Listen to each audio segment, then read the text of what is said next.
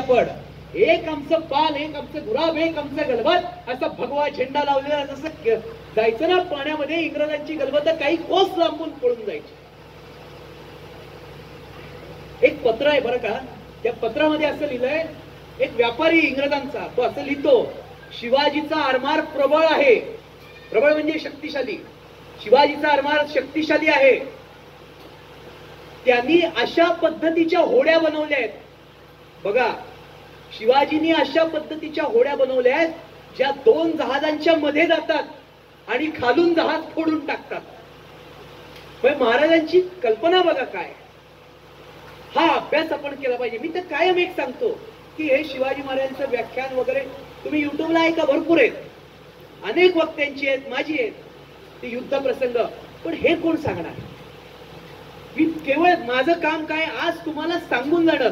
मला माहितीये, आज जर मी तुम्हाला गुराब, गलबत, पाल हे शब्द जरी सांगितले, उद्या तुम्ही सर्च करणार, त्यातनं आपलं ज्ञान वाढणार, त्यातनं अभ्यास वाढणार. आणि शिवाजी महाराजांचा इतिहास असा आहे ना की ज्याचा किती अभ्यास केला तरी कंटाळा नाही येत. लक्षात ठेवा, कारण ते आपलं आहे. तुम्ही सर्च करा, गुराब, गलबत, पाल काय बनवलंय आपण, काय बनवलंय. साऱ्या जगाला हेवा वाटावा असं शून्यातनं निर्माण केलं. शून्यातनं विश्व निर्माण करणं म्हणजे काय, तर छत्रपतींनी आरमार निर्माण करणं. लक्षात ठेवा. मराठी भाषेला वाक्प्रचार असतो ना, स्कॉलरशिपला वगैरे, त्यांनी लिहावं आहे बिंदास. आणि जर शिक्षकांनी मार्क देण्याचे सौरभ करणे तिथं भांडायला दुसऱ्या दिवशी. शून्यातनं विश्व निर्माण करणं म्हणजे काय, तर वाक्प्रचारात समानार्थी शब्द लावून टाकायचा. शिवछत्रपतींनी आरमार निर्माण करणं. बरोबर आहे ना? योग्य आहे का नाही? ती अशी संगमिरी केली आहे बारकी की जी दोन जहाजांच्या मध्ये जाते आणि त्याच्यात असलेले सैनिक पहार विहार मारून ते फोडून टाकतात. जा इतकं म्हणजे जे नव्हतं आमच्याकडे ते बनवलं. मी कायम कौतुक करतो. आणि कशासाठी करतो की जे आहे ते केलं पाहिजे, ते कौतुक सांगितलं पाहिजे. लक्षात ठेवा, डोंगरांमध्ये लढण्याचा अनुभव आपल्या लोकांना होता, कारण आपले काही पूर्वज आदिलशाहकडे, निजामशाहकडे सैनिक म्हणून होतेच की. साक्षात छत्रपती शिवाजी महाराजांचे वडील शहाजीराजे आदिलशाहचे मोठे मातब्बर सरदार होते. पण पाण्यावर लढण्याचा अनुभव कुठे आहे? ती पूर्ण वेगळं डिपार्टमेंट आहे.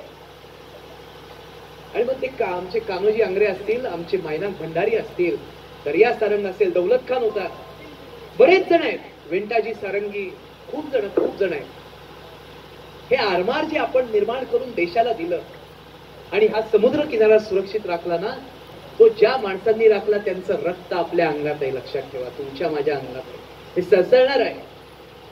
मी परवा एका स्क्रिप्टचा डायलॉग लिहिताना असं लिहिलंय तिथं की कोंडाजी फर्जन नाही का, जंजिरेकर सिद्धीने त्याला मारलं, तिथं आत गेला होता. ती कथा लिहिलंय की अरे आम्ही आमचा जीव समुद्राच्या पाण्यावर केव्हाच सोडून आलोय.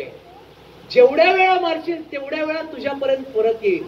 तो भगव्या झेंड्यासाठी, तो स्वराज्यासाठी. असं डायलॉग दिलाय तिथे. तो असं आहे हे शिवाजी महाराजांनी निर्माण केलं. असं काहीतरी नाविन्यानं करणं ही काळाची गरज आहे. ते आपण शिवचरित्रातलं शिकायचं काय, तर हे शिकायचं की मी जो प्रोजेक्ट करतोय, मी आयुष्याचं हे ध्येय ठरवलेलं आहे का, मला नोकरी करायची आहे का, मला व्यवसाय करायचा आहे का, मला माझं काहीतरी एक नवीन विश्व उभं करायचंय, मला माझा संसार करायचा, काही जे काय आहे ते मी शिवाजी महाराजांना आदर्श ठेवून करीन.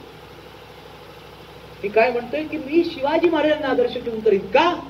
की प्रत्येक गोष्टीवर उत्तर आहे, कल्पनेपल्या.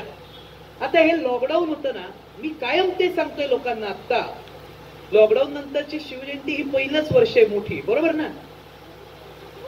ते 4 इंचाच्या मोबाईल मध्ये लाईव्ह व्ह्यू करावं लागायचं. असं मी मैदानातला माणूस आहे, मला ते जमत नाही असलं. जरी मी चित्रपटात क्षेत्रातला असलो, ते चौकोनातल्या ह्याच्यातला, तरी हे लाईव्ह व्ह्यू भाषण जमत नाही. हे असं समोरासमोर पाहिजे, बोलता आलं पाहिजे, बरोबर आहे ना? ते लॉकडाऊन म्हणजे तरी काय, पन्हाळ्याचा वेढा म्हणजे लॉकडाऊन आहे, पुरंदरचा झालेला तह म्हणजे लॉकडाऊन आहे. पण उठले ना महाराज त्याच्यातनं, फिनिक्स पक्षापेक्षा जास्त चांगली भरारी घेऊन उठले. म्हणून मी म्हटलं नेव्हर गिव्ह अप. हे शिवाजी महाराजांनी दाखवून दिलंय आम्हाला.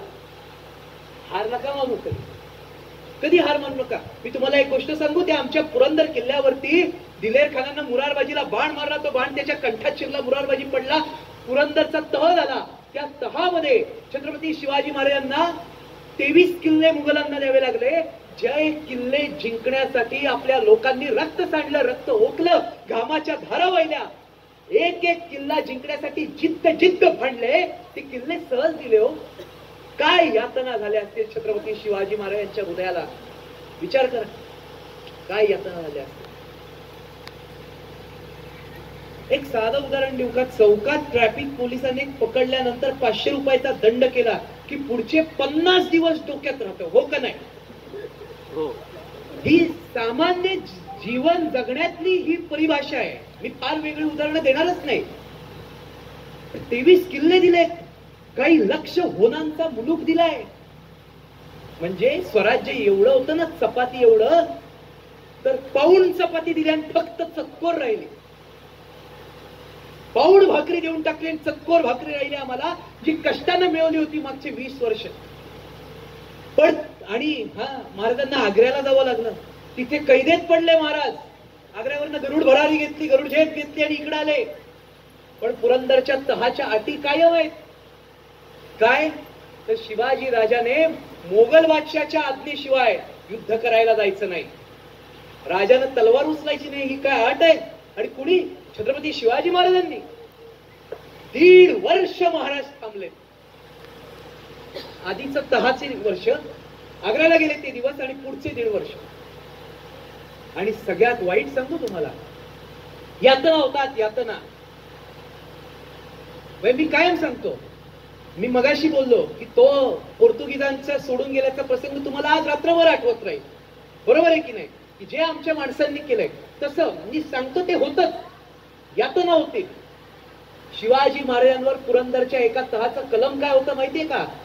मोगलांचा दक्षिणेतला सुभेदार जी आज्ञा देईल त्या पद्धतीने शिवाजी राजांनी जगायचं, वागायचं. कोण? कुठला थुरकट तिकडचा दक्षिणेत जे जहागीर दक्षिण मिळणारा सुभेदार, आणि त्यानं सांगून आमच्या राजांना ऐकायचं. शिवाजी राजांनी ही अट आहे पुरंदरच्या तहाची. कशी सहन केली असेल, कशी गिळली असेल, कशी पचवली असेल, हे दिवस कसे सहन केले असतील राजाने. तलवार उचलायची नाही, युद्ध करायला जायचं नाही.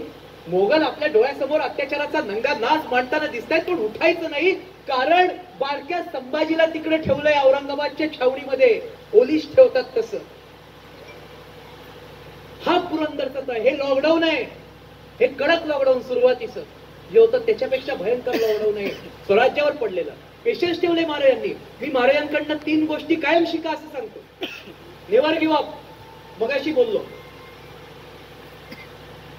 एकदा केलेली कमिटमेंट पूर्ण करायची, बरोबर? ती बोललो. आणि तिसरी गोष्ट संयम. संयम पाहिजे.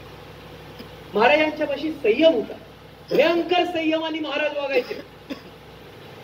भवानी माता फोडली अफजल खानाने, तरी संयम ठेवला होता. गेले का बाहेर? नाही गेले. त्याला आणला आणि टप्प्यात आणून कार्यक्रम केला. असा केला की अफजल खानाचं मुंडकं आणि मुंडकं काय, अफजल खानाचा कपडा सुद्धा विजापूरला गेला, असा ठोकला, फाडून काढला. म्हणजे खास सौरभ कर्णेच्या भाषेत सांगायचं झालं तर हरे रंग का सपना पाले आया था अफजल माती में, हरे रंग का सपना पाले आया था अफजल माती में, शिव छत्रपति ने घुसा दिया था भगवा उसके छाती में, भगवा उसके छाती में, असं त्याला ठोकला. पण पेशन्स ठेवून 3 वर्ष शाहिस्ते खान लाल महालात थांबलाय त्यांच्या घरात. महाराज गेले नाहीत लगेच, आणि पुरंदरचा तह 3 वर्ष पाळलाय, आणि मग उठले महाराज. आपल्याला ते शिकायचंय, पेशन्स ठेवणं, संयम. आणि पेशन्स ठेवणं, संयम असणं हा काही भेकडपणा नाहीये. तेव्हा फेसबुकला स्टेटस येतात बघा, वाघ सुद्धा शिकार करायच्या आधी काही पावलं मागे येतो, तसा वाघ बनलं पाहिजे. आपल्यावर आलेल्या संकटाचे आपण शिकार नाही बनायचं, आपण शिवाजी महाराजांचा आदर्श ठेवायचा. शिवाजी महाराज हे असे 3 वर्ष त्यांचा शत्रू त्यांच्या घरात थांबलेला आहे, लाल महालामध्ये. नको, 3 वर्ष त्यांचा शत्रू त्यांच्या घरात थांबलेला आहे. माझं सुदैव आहे की माझं घर लाल महालाच्या शेजारी आहे. इथनं बरोबर त्या समोरच्या इमारती एवढ्या अंतरावर. काय महाराजांनी संयम बाळगलाय. ज्या ठिकाणी बालपण गेलं त्या वाड्यामध्ये बादशाचा मामा येऊन राहिलाय. ज्या वाड्यातनं कसबा गणपतीला नैवेद्याची ताटं जात होती तिथनं गोमांसाची ताटं बाहेर जायला लागली. ज्या पासोडे विठोबाच्या देवळामध्ये तुकाराम महाराजांचं कीर्तन चालायचं, टाळकरी उभे राहायचे, तिथं आता कव्वाल्या वाजू लागल्या. शाहिस्ते खानाच्या छावणीनं पुढं वेढलं. मी का सांगतोय हे? महाराज काय आहेत बघा, त्यांचे विचार बघा, त्यांची कृती बघा, त्यांचा संयम बघा, त्यांच्या योजना बघा. आणि दिवस ठरवला. मासाहेब म्हटले, शिवबा किती काळ शास्ता खान असा मोकळा राहणार आहे. आणि महाराज रामनवमीच्या आदल्या रात्री निघाले. काय दिवस निवडला. रामाची केवळ पूजा नाही करायची. रामानं जसं लंकेत घुसून रावणाची दाई तोंड उडवून टाकली तसंच शासन शत्रूला करायचंय. देव देवतांच्या पूजा त्या केवळ हळद कुंकू घालून नाही करायच्या. देव देवतांनी आयुष्यभर जे आचरणात आणलं तसं भक्तांनी राहिलं पाहिजे. लक्षात ठेवा. नवरात्रात देवी 9 दिवस महिषासुराबरोबर युद्ध खेळली आणि 10व्या दिवशी दशहरा झालेला आहे. आणि आपल्या प्रत्येक देवतेच्या हातात शस्त्र आहे. खरं आहे का खोटं आहे? तपासून पहा. आमच्या देवदेवता जर राक्षसांना मारणाऱ्या आहेत तर तिचे भक्तही या समाजावर येणारी घातक वृत्ती, संकट, विकृती ही नष्ट करणाऱ्याच असल्या पाहिजे. आजच्या काळात तलवारी घेऊन, भाले बंदुका बाण घेऊन चालणार नाही, पण विकृत विचार सद्गुणांनी मारला जातो. लक्षात ठेवा. विकृती ही कायम सद्गतीने मारली जाते. आपण सुसंस्कृत होऊ, नागरिक होऊ. शिवाजी महाराजांनी दिवस काय निवडला? रामनवमी. रामनवमीच्या आदल्या रात्री महाराज गेले. त्या लाल महालात ते शाहिस्ते खान झोपला होता. बेगमा बिगमा त्याच्या भोवती ते मस्त एकदम त्याच्या मोगल स्टाईल. बादशाचा मामा. खरं ना, या देशाने फार मामा पाहिले बरं का. कंस मामा पाहिला, शकुनी मामा पाहिला, हा शाहिस्ते खान मामा पाहिला. पण एक मराठ्यांच्या इतिहासात हंबीर मामा होता. लक्षात ठेवा. ज्यानं स्वतःच्या सख्या भाषाला राज्याभिषेक होण्यापासून थांबवलं आणि स्वराज्य सांभाळू शकेल अशा संभाजी राजाला न्याय दिला. असा मामा केवळ दुर्मिळ आहे. सरसेनापती हंबीरराव मोहिते हा शास्ता खान बादशाचा मामा. मामा झोपला होता तिथं आणि अचानक लाल महालात मराठे प्रकटले. काय जादू येत होती का नाही? अरे लाल महाल आमचा आहे, आमचं घर आहे, आमच्या घरात तू आलाय. शत्रू शिरता घरात आमच्या, चाळून काढू, भाजून काढू, वैऱ्याच्याही घरात शिरणी ठेचून काढू, चिचून काढू. एक अशा पद्धतीचा काव्य होता, असा पोवाडा होता. छत्रपती शिवाजी महाराज तो जगले. 3 वर्ष स्वराज्यात शिरून अन्याय अत्याचार करणाऱ्या या महिषासुराला मारण्यासाठी, जसं आपल्या नवरात्रामध्ये आपलं महिला मंडळ असेल किंवा आता इथं हरिपाठ चालला होता. आपल्या वारकऱ्यांना माहितीये मंगळवारच्या अभंगामध्ये जोगवा घेतात. अनादी निर्गुण प्रकटेली भवानी मोह महिषासुर मर्दना लागुनी. ती भवानी कुठं प्रकट झाली? लाल महालात झाली, छत्रपतींच्या रूपानं. मी कायम सांगतो, या माणसावर, या राजावर, तुमच्या माझ्या बापावर 2 भवानी माता कायम प्रसन्न होत्या. एक तुळजापूरच्या गाभाऱ्यातली आणि दुसरी त्यांच्या कमरेला जे म्यान होतं ना, त्या म्यानातली भवानी. ती तलवार आहे त्यांची. ती भवानी प्रकट झाली लाल महालात. हलकल्लोळ झाला. महाराजांनी काय प्लॅनिंग केला होता तो फत्ते शिकस्त चित्रपट येऊन गेला, पाहिला असेल बऱ्याच जणांनी. लाल महालाचा दरवाजा आतून बंद करून टाकला. शाहिस्ते खानाची 80,000 फौज बाहेर आहे. काय करणार 80,000 फौज? दरवाजाच आतनं बंद आहे. दरवाजा बंद करून टाकला आणि आत दिसेल त्याला छाटायला सुरुवात केली. महाराज शाहिस्ते खानाला शोधत वर गेले. वरच्या मजल्यावर तिथे शाहिस्ते खान झोपला होता. तो पडदा फाडून महाराज आतमध्ये गेले. त्या बेगमांनी चलाकी केली आणि दिवे फुंकून टाकले. दिवे जसे विजले त्या अंधारात शाहिस्ते खान पळायला लागला. महाराज त्याच्या मागे. महाराज वेध घेत आहेत त्याचा. शाहिस्ते खान पुढे पळतोय, महाराज त्याच्या मागे. महाराजांची भवानी सट सट वार करते आणि एक क्षण असा आला, त्या भिंतीवरनं कठड्यावरनं शाहिस्ते खानाने हात टाकून उडी मारली. एवढ्यात आघात विजेचा नव्हे भवानी कडावड कोसळली. चपकन वार झाला. रक्ताचे शिंतोडे उडाले आणि शाहिस्ते खान त्या ठिकाणी ओरडला, योल्ला, आणि धडकन आवाज झाला. तो खाली पडला. महाराजांना वाटलं खान मेला आणि खून झाली. सगळे परत बाहेर निघाले. दरवाजापाशी सैन्य जमा झालं होतं. प्लॅनिंग बघा, योजना बघा. योजना काय आहे? गुपचूप आले, लाल महालात शिरले, 1 तास जाईल सांगायला, पण निघताना सुद्धा बघा काय केलंय. मी कायम सांगतो, अफजल खानाचा कोथळा काढला, सांगायला 2-5 सेकंद लागतात, काढताना तर एका क्षणात काढलाय. आता शाहिस्ते खानाची बोटं तोडली, मी सांगितलं किती 7 सेकंदात वाक्य निघून गेलं, बरोबर ना. पण योजना बघा पुढची, ही पूर्ण योजना, हा पूर्ण प्लॅनिंग हा शिवाजी महाराजांचा इतका परफेक्ट असायचा, त्यामुळे यश मिळायचं. दरवाजापाशी आले मराठे, आपले पूर्वज सगळे, आणि शिवाजी महाराजांच्या भोवती कडं केलं, आणि जे मेलेले मुघल सैनिक होते त्यांचे झगे घातले, त्यांच्याच डोईवर टोप्या घातल्या, आणि दरवाजापाशी बाहेरची सेना मोगलांची दरवाजा ठोठावत होती, यांनी कडी उघडली आणि पहिली बोंब मराठ्यांनी मारली. भागो भागो शिवाजी आया, पहिली बोंब मराठ्यांनी मारली. बाहेरच्या सैनिकांना वाटलं शिवाजी आला, हे आपले लोक आहेत, यांना बाहेर येऊ दिलं. मोगल आत गेले, हे बाहेर बोंब मारत पळून गेले, शिवाजी शिवाजी भागो भागो, आणि ते सगळे आत, किधर आहे शिवाजी किधर आहे, बोसात बोंबलत तिथं आतमध्ये. त्यांना दिसला शाहिस्ते खान. काय करा, ही चलाखी आहे, लक्षात ठेव. मी कायम सांगतो की तलवारीचा वार बसायला किंवा वाघनत पोटात शिरायला अवघे काही क्षण लागतात, पण त्याच्यासाठी 3 वर्ष मेहनत केली होती शिवाजी महाराजांनी. लाल महालाच्या भोवती काही दिवस पहारे ठेवले होते, गुप्तहेरांनी आमच्या काम केलंय, बहिर्जी नाईकांसारख्या माणसांनी त्यांच्या. आणि मग ही योजना, तुम्ही विचार करा, बाहेर 80,000 फौज, बरोबर. फक्त एक विचार करा, शिवाजी महाराज किती शार्प आहेत, शिवाजी महाराज किती चतुर आहेत, शिवाजी महाराज किती विलक्षण बुद्धिमान आहेत, शिवाजी महाराज किती सावध आहेत. तुम्ही विचार करा, 80,000 फौज म्हणजे 1,60,000 डोळे, बरोबर ना. 80,000 फौज म्हणजे 1,60,000 डोळे. पण 1,60,000 डोळ्यांच्या पैकी एकाही डोळ्याला शिवाजी राजा दिसला नाही, असे पळून गेले. ह्याला यश म्हणतात, ह्याला योजना म्हणतात. आणि फार बऱ्याच वेळाने ते शाहिस्ते खानाच्या फौजेला कात्रजच्या डोंगरावरती मराठे पळताना दिसले. कुठला चष्मा लावला होता त्यांनी काय माहिती, गेले कात्रजच्या डोंगरावर, ते मशाली विशाली धावत होत्या, गेले तर त्यांचे डोळेच फिरले. इथं काही कोणी मराठे मावळे शिवाजी राजा वगैरे नव्हता, इथं बैल पळत होते, आणि बैलाच्या शिंगांना पेटलेली कापडं बांधली होती. ये तो बैल है, तो तिथला बुराकी म्हटला, हा बैल है, मेरे बैल है, तो ये यहाँ क्या कर रहे, मेरे बैल है, जगह मिली है, कुछ भी करेंगे. तो फिर शिवाजी राजा किधर है, शिवाजी राजा होय तो गेला, आणि तुम्हाला या बैलांच्या मागे बनवून बिना शिंगाचे बैल बनवून गेला म्हटला. कधी नाही सापडला राजा. दुसऱ्या दिवशी महाराजांच्या दरबारात बातमी आली आणि महाराजांचा चेहरा बारीक झाला. मासाहेबांनी विचारलं, शिवबा काय झालं. महाराज म्हटले, आऊसाहेब आम्हास वाटलं खान मेला, पण खान मेला नाही. खानाची 3 बोटं तुटली, खान मरावयास हवा होता.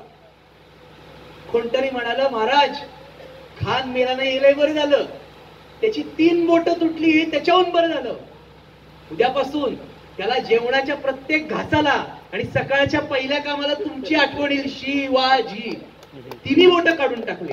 काय म्हटला होता दिल्लीच्या दरबारात, मेरी उंगलियों पे सिवा को ऐसा ऐसा नचाऊंगा. उंगल्याच गायब झाल्या, छाटून टाकल्या.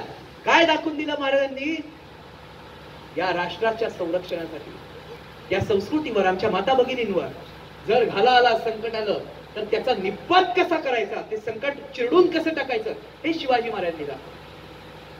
राजा हा असा आहे, आरमारासारख्या एका नवीन भव्यतेची, जे जे उत्तम उदात्त उन्नत महान मधुरता येते, ते जे उत्तम आहे, उदात्त आहे, उन्नत आहे, त्याची नवनिर्मिती करणाराही राजा आहे.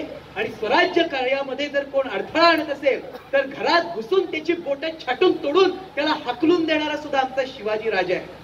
हा शिवाजी राजा तुकाराम महाराजांच्या कीर्तनालाही बसतोय लहानपणी, आणि हा शिवाजी राजा आग्र्याच्या दरबारात चारी बाजूला सगळे मोगलांचे सरदार थांबलेले असताना आणि तोंडाला रुमाल लावल्याशिवाय, हजरत जिल्ले इलाई बादशाह साहब को हमारी ये विनती है कि वो हमारी शर्त मंजूर करे, असं बोलायचे दरबारात रुमाल लावून. म्हणजे बादशाह कुठेतरी असा 50-1 फुटांवर बसला असेल तर त्या दरबाराचा रिवाज असा बोलायचा होता. तिथं 50,000 मनसबदारीच्या रांगेत थांबवल्यामुळं, रामसिंग हमसे भी आगे ये कौन खड़ा है, ये जसवंत सिंह, इसकी पीठ मेरी बहादुर सिपाहियों ने कई दफा देखी है. इससे भी नीचे हमारा दर्जा। अरे तुम्हारा ये बादशाह दुनियादारी भी नहीं जानता, मेरी गर्दन क्यों न उड़ा दी जाए, लेकिन इसके बाद मैं इस बादशाह के सामने पैर नहीं रखूंगा। हा मराठी स्वाभिमान दिल्लीच्या दरबारात दाखवणारा आपला राजा आहे, स्वाभिमानी आहे, नवनिर्मितीचा ध्यास असलेला आहे, आक्रमणांना आक्रमणाने उत्तर देणार आहे, सच्शील आहे, चारित्र्यवान आहे, भाविक आहे, सामर्थ्य आहे चळवळीचे, जो जो करील त्याचे, परंतु तेथे भगवंताचे अधिष्ठान पाहिजे. महाराजांच्या गळ्यात आऊसाहेब विरासत होत्या, कवड्याची माळ होती आई साहेबांच्या जगदंबेची, त्या तलवारीचं नाव भवानी आहे. असे छत्रपती शिवाजी महाराज आहेत आणि त्या शिवाजी महाराजांचा आदर्श तुम्ही आम्ही सारेजण घेतोय. अनेक संकट आली, फार सुंदर वर्णन आहे. लाख संकट झेलून घेईल अशी पहाडी छाती, देव देशान धर्मासाठी प्राण घेतला हाती, शूर आम्ही सरदार आम्हाला काय कुणाची भीती. हे जगलं जागलं जिवंत केलं आणि ज्वलंतपणे दाखवलं छत्रपती शिवाजी महाराजांनी आणि त्यांच्या मावळ्यांनी. म्हणून मी कायम सांगतो की शिवाजी महाराज समजून घ्यायचे असतील तर या देशाला त्रास किती होता हा आधी समजून घेतला पाहिजे. मी मगाशी सांगितलं, तुम्ही माता भगिनी माझ्या इथं, हा रायगडचा परिसर आहे, मला काही बंधन आहेत म्हणून मी बोलू शकत नाही, पण या तुम्ही बऱ्याच जणी यायच्या आधी मी हे सगळं सांगत होतो. या भूमीने जेवढा त्रास सहन केला त्यातलं एक उदाहरण तुम्हाला देतो. तुम्ही आज या मांडवाखाली भगव्या झेंड्याच्या छायेखाली आणि छत्रपती शिवाजी महाराजांच्या नजरेसमोर बसल्यात, दागदागिने घालून हिंदू सण संस्कृती असल्यासारखं साडी नऊवार वगैरे सगळं नेसून तुम्ही बसल्यात. आपण सगळेजण तयारीने बसलोय. तुमच्या पूर्वज या जंजिरेकर सिद्धीच्या तावडीत होत्या. ते श्रीवर्धन, आमचा मसाळा, मुरुड, अलिबाग, रायगड, बोर्ली ही सगळी गावं, असे उल्लेख आहेत इतिहासामध्ये. ते सिद्धीचे सरदार यायचे आणि घराघरातल्या तरुण मुलींना बाहेर काढायचे, हातापायाला बांधायचे, जंजिरात न्यायचे आणि त्यांच्या ओठाला टाके घातले जायचे, ओठ शिवले जायचे. आणि ओठ शिवलेले म्हणजे आरडाओरडा करू नये, ओठ शिवलेल्या हातपाय बांधलेल्या या तरुणी जहाजात बसून अरबस्तानात नेल्या जायच्या आणि अरबस्तानात वेश्यांच्या बाजारात त्यांची विक्री केली जायची. तुमच्या माझ्या घरची कुणाची आई, कुणाची बहीण, कुणाची मुलगी, कुणाची पत्नी, कुणाची मावशी, कुणाची वहिनी, स्त्रीत्वाचं जेवढं सगळं नातं आहे तेवढं सगळं लावून बघा. ही अरबस्तानात वेश्यांच्या बाजारात उभी आहे आणि आम्ही इथं आमच्या पिढ्या जगतायत. पण हे सगळं 1644 नंतर बंद झालं. याला एकमेव कारण म्हणजे इथं असलेला छत्रपती शिवाजी राजा. लक्षात ठेवा, शिवाजी महाराज की जय. धर्मवीर छत्रपती संभाजी महाराज की जय. भारत माता की जय. हिंदू धर्म की जय. ही शिवाजी राजाची पुण्य आहे आणि ती तुमच्या माझ्या पाठी जोपर्यंत आहे ना तोपर्यंत आपण जगातल्या कुठल्याही संकटाला सामोरं जाऊ शकतो. मग हे कोरोना सारखी महामारी असेल, मी तुम्हाला सांगितलं नेव्हर गिव्ह अप. पुरंदरचा तर लक्षात ठेवा, अजून एखादा लॉकडाऊन येईल, चिवट बंद. आमचं काही नुकसान झालं नाही. आयुष्यातली तारुण्याची 3-4 वर्ष चांगली गेली. किती मोठमोठे आंबेराव सारखा प्रोजेक्ट आमचा अडकलाय, सगळं झालं. प्रत्येकाच्या वेदना प्रत्येकाला माहित असतात. लक्षात ठेवा, यांच्या घरात काय चाललंय, त्यांच्या चुलीत काय चाललंय त्यांना माहिती आहे. इथं सांगणं सोपं आहे, पण एक लक्षात ठेवा, जोपर्यंत शिवाजी राजाचा फोटो आपल्या घरात आहे तोपर्यंत तुम्हाला जर कधी असं वाटलं की आता हे जगणं नको झालंय तर 1 सेकंद फाशीचा दोर, पिस्तुलाचा ट्रिगर किंवा जळण्यासाठीचं रॉकेल शोधायच्या आधी त्या शिवाजी महाराजांच्या नजरेकडे बघा. तुम्हाला पुन्हा जीवन जगावं अशी ताकद मिळेल. लक्षात ठेवा, कुठल्याही संकटावर मात करावं अशी ताकद मिळेल. एवढे प्राण आहे.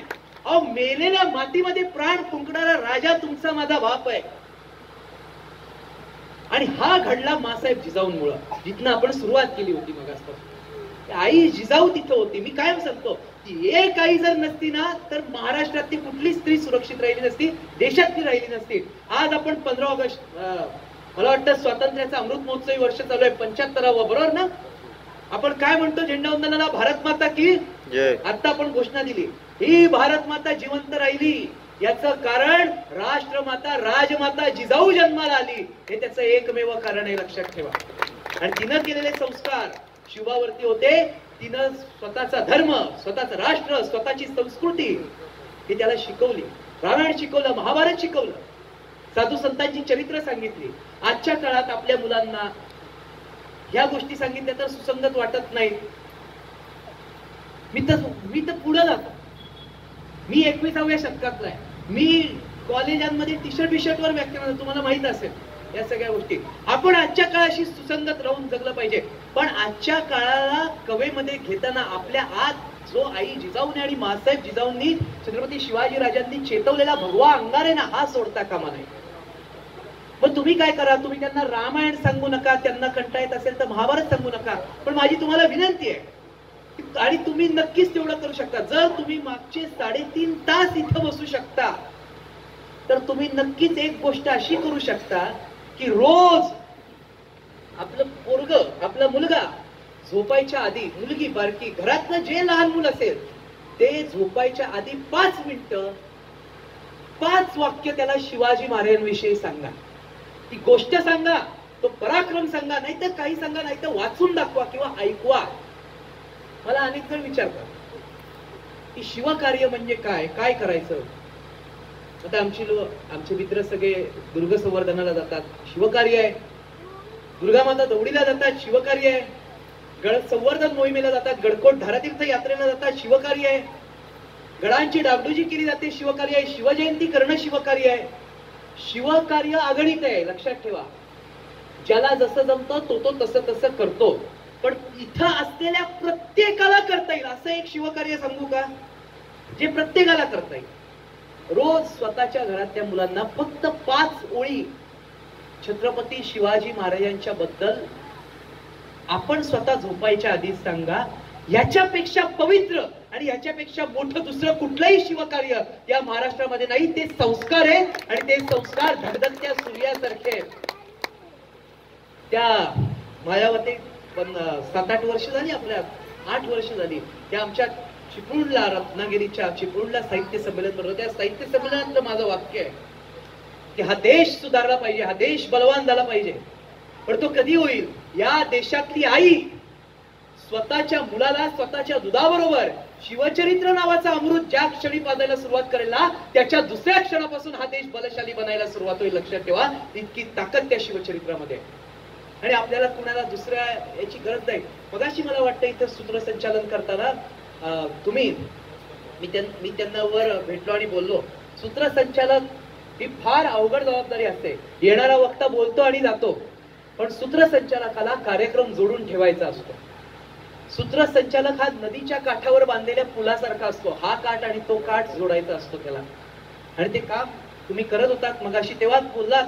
एकदा सूत्रसंचालकांसाठी सुद्धा आपण टाळ्या वाजवल्या पाहिजेत, पण त्यांनी ही 2 तासाची खिंड लढून कार्यक्रम इथपर्यंत आणलेला आहे.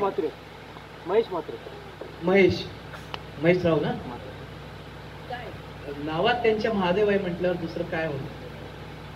तर ते म्हणता त्यांनी सांगितलं की इंग्लंडच्या राजाने इंग्लंड देशामध्ये आपली प्रेरणा घेतली जाते शिवाजी महाराजांची. त्याचा एक छोटा प्रसंग सांगतो तुम्हाला आणि मी थांबतो. माझ्या मित्रांच्या बाबतीत घडलेला प्रसंग आहे. पूर्वी महाराष्ट्राचे वनमंत्री मोहन धारिया होते बघा, जुन्या माणसांना माहित असतील. मोहन धारिया ज्यांनी पर्यावरणाच्या बाबतीत फार मोठं काम केलं. सत्शील चारित्र्यशील राजकारण्यांची कदाचित ती शेवटची पिढी होती. मी कधीही राजकारणावर बोलत नाही, कधी नाही. शोधून दाखवा मी राजकारणावर बोललेलो. मी राजकारणात असलेल्या काही महान नेत्यांच्या विषयी चांगलं बोललेलो आहे, पण राजकारणावर कधी बोलत नाही. पण मोहन धारिया त्यापैकी होते. कारण आज महाराष्ट्रात असंख्य ठिकाणी जी घनदाट झाडं दिसतात ना, ती त्यांच्यामुळे दिसतात. त्याचं श्रेय त्यांना पूर्णपणे. मोहन धारियांच्या बाबतीत घडलेला हा किस्सा आहे, जो इथं सूत्रसंचालनाला 19 फेब्रुवारी आली किंवा फाल्गुन मध्ये तृतीयेची शिवजयंती आली की हा मेसेज फिरायला लागतो की एक बाई रायगडावर आल्या परदेशातल्या, त्यांनी तिथली माती उचलली आणि त्या घेऊन गेल्या, बरोबर ना. अशा पद्धतीचा एक मेसेज असतो. वनमंत्री मोहन धारियांचा नातू सागर धारिया माझा अतिशय जवळचा मित्र आहे. आम्ही जिम पार्टनर आहे दोघं, त्यामुळं आमची मैत्री आहे. तर त्या मोहन धारियांनी आत्मचरित्र लिहिलेलं आहे, यही जिंदगी आणि सफर नावाचं. त्या पुस्तकातल्या काही पानांवरचा हा उल्लेख आहे. ते वनमंत्री होते आणि त्यावेळी लंडनच्या गव्हर्नर बाई महाराष्ट्र फिरायला आलेल्या होत्या, देश फिरायला आलेल्या होत्या. तर महाराष्ट्रामध्ये ते वनमंत्री असल्यामुळं त्यांना फिरवण्यासाठी, त्यांच्या सोबत माहिती देण्यासाठी मोहन धारिया होते. त्यांनी हे लिहिलेलं आहे. त्यांच्या चिरंजीव पण सांगतात ही गोष्ट की रायगडावर त्या होत्या आणि त्यांचे सगळे सेवक सोबत होते. त्या होळीचा माळ जो आहे, होळीच्या माळाच्या दरम्यान ते तिथं कुठेतरी असताना त्यांनी ती माती उचलली आणि स्वतःच्या अशा पूर्ण नव्या कोऱ्या पांढऱ्या रंगाच्या रुमालात ठेवली. परदेशी बाई गव्हर्नर एवढ्या मोठ्या उच्च पदस्थ अधिकारी, तर रुमाल गाठ बांधली आणि पर्समध्ये ठेवून दिला. त्यांनी त्यांना विचारलं हे काय केलं, तर त्या बाईंनी उत्तर दिलं. मी ते वाचलंय पुस्तकामध्ये, माझ्याकडे जुन्या घरच्या पुस्तकांमध्ये ते आहे आणि ते वाचलं त्यावेळी माझ्या डोळ्यात पाणी आलं होतं की ते उत्तर आपल्या त्या धार्या साहेबांनी ऐकलेलं आहे.